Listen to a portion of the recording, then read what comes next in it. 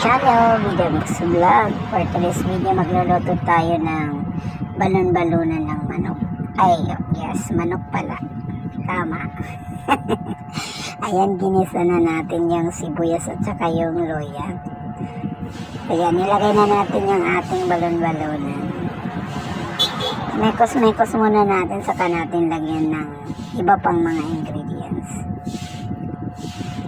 Lagyan na natin yan ng paminta.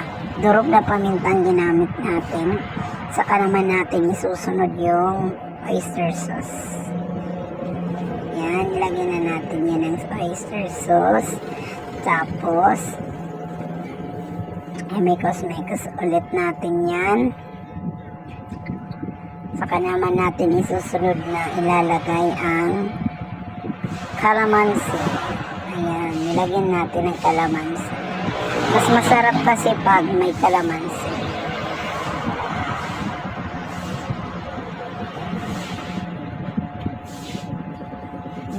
Ang calamansi kasi pampawala ng lansa ng lansa o amoy ng niluluto natin.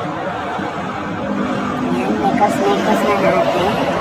Sa atin naman yan kasi kung ano yung mga ilalagay natin na mga ingredients. Kami kasi simple lang. Yan lang talaga ang halo namin. Mga ingredients natin. Saka lalagyan na natin yan din ng magic sarap.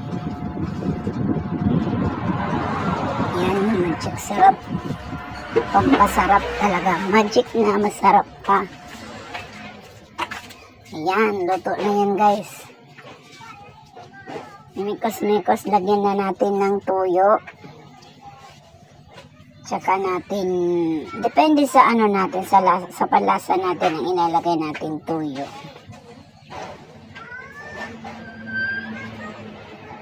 Pagkatapos, imikos-mikos ulit natin yan.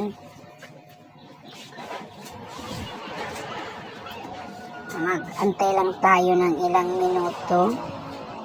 At luto na yan. Nilagyan din natin yan ng suka. Kunting suka. Ayan. Mekos-mekos. Kasi gusto ng mga anak ko. Yan. Simpleng ulam pero masarap. Paborito ng mga anak ko. Yan. Luto na. Thank you for watching. God bless.